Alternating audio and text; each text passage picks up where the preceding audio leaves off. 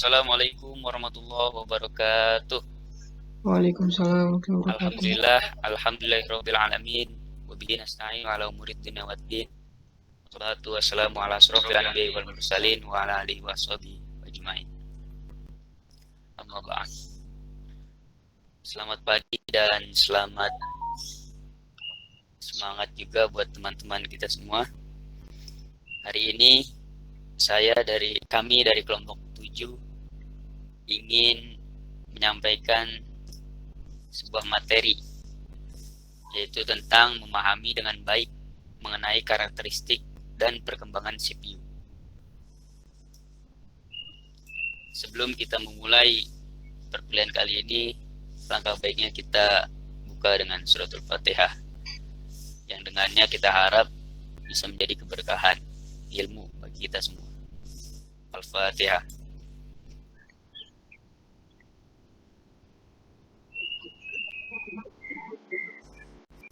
Amin ya rabbal alamin. Lanjut saja. Sebelum kita melanjut ke materi, saya sebutkan anggota dari kelompok 7.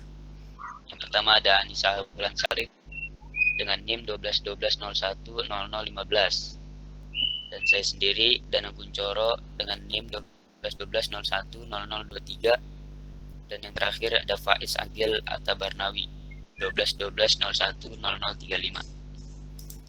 Langsung ke materi yang pertama yang akan disampaikan oleh saudari Anissa Wulansari. Waktu dan layar kita persilahkan.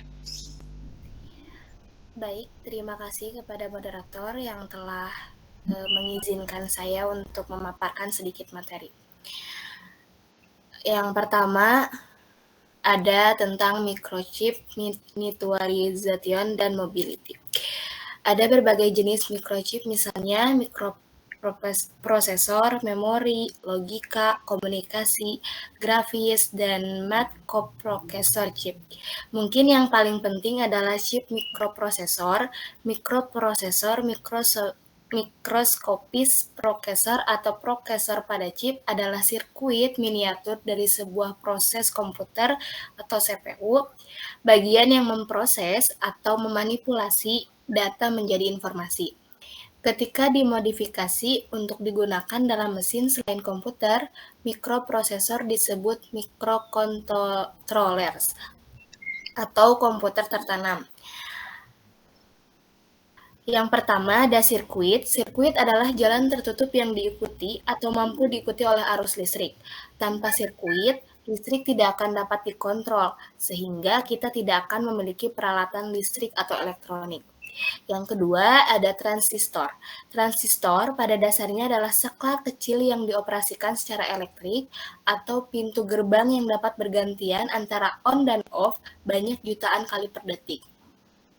Yang ketiga, ada sirkuit terpadu. Sirkuit terpadu mewujudkan apa yang disebut teknologi solid state.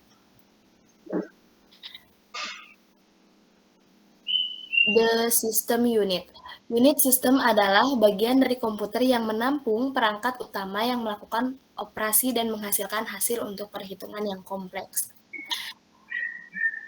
Motherboard, perangkat utama unit sistem, semua perangkat lain terhubung dengannya. Motherboard menyatukan semua perangkat komputer seperti kartu video, RAM, kartu suara, hard drive, dan lain-lain. Prosesor adalah chip yang sangat kompleks yang melakukan miliaran perhitungan matematis per detik. Ini juga disebut unit pemrosesan pusat atau disebut CPU. RAM, memori sistem. RAM terhubung langsung ke motherboard dan melakukan pertukaran informasi yang cepat dengan prosesor. Hard drive atau drive mekanis yang bekerja berdasarkan prinsip perekaman magnetik adalah pusat penyimpanan data di sebagian besar komputer. Video card, graphic adapter atau akselerator grafis, komponen komputer yang bertanggung jawab untuk menghasilkan dan menampilkan gambar. Video card modern mendukung HDMI atau High Definition Multimedia Interface atau juga VGA, Video Graphic Array, dan DVI, Digital Visual Interface. Power supply komponen yang mengubah energi listrik menjadi arus searah yang dibutuhkan oleh komputer. Mungkin hanya sekian yang dapat saya sampaikan, kurang lebihnya saya kembalikan kepada moderator. Terima kasih. Baik, terima kasih kembali pada Saudari Anissa Lansari yang telah memaparkan materinya. Berlanjut ke materi selanjutnya yang akan disampaikan oleh Saudara Faiz Atta Barnawi. Waktu dan layar kita persilahkan. Baik, terima kasih. Selanjutnya, penjelasan tentang Future Development in Processing. Pengembangan komputer terobsesi dengan kecepatan dan kekuatan, terus mencari cara untuk mempromosikan lebih cepat pengolahan dan memori utama lebih di daerah yang lebih kecil. IBM, misalnya, datang dengan proses manufaktur disebut Silicon on Insular atau SOI, yang memiliki efek meningkatkan kecepatan chip dan mengurangi konsumsi daya. Next. Selanjutnya, MRAM menggunakan magnet sangat kecil daripada biaya listrik untuk menyimpan OS dan 1S data biner. MRAM menggunakan daya jauh lebih sedikit dibandingkan saat RAM. Dan apa yang ada di memori ketika daya komputer dihidupkan off atau hilang akan tetap ada. Selanjutnya, OUM atau memori bersatu ofonik menyimpan bit dengan menghasilkan berbagai tingkat rendah dan tinggi resistensi pada bahan glossy. Selanjutnya, nanoteknologi. Nanoteknologi, Nance Electronics, struktur nano fabrication, semua mulai dengan pengukuran yang dikenal sebagai nanometer, sebuah miliar dari 1 meter, yang berarti kita beroperasi pada tingkat atom dan molekul. Selanjutnya, optik computing. Dengan teknologi optik, mesin menggunakan laser, lensa, dan cermin akan mewakili on atau off kode data dengan pulsa cahaya. Cahaya jauh lebih cepat daripada listrik. Jaringan memang serat optik yang terdiri dari serat kaca rambut tipis, bukan kawat tembaga, dapat memindahkan informasi di kecepatan 3000 kali lebih cepat daripada jaringan konvensional.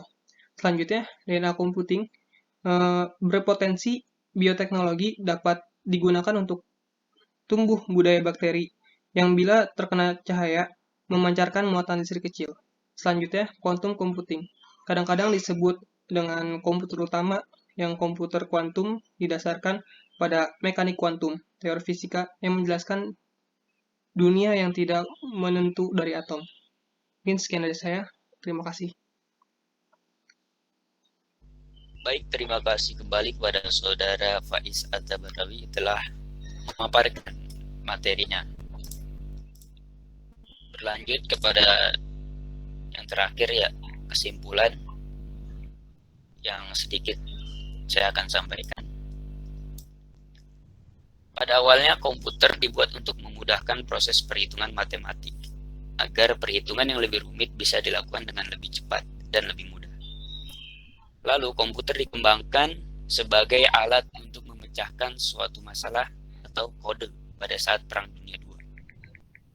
Tetapi seiring dengan perkembangan zaman, komputer digunakan untuk memudahkan pekerjaan sehari-hari yang asalnya memudahkan militer lalu berlanjut untuk bisnis dan sekarang untuk individu. Oleh karena itu, sekarang kita dapat menemukan komputer dimanapun. Yang dulunya hanya untuk kalangan militer lalu bisnis.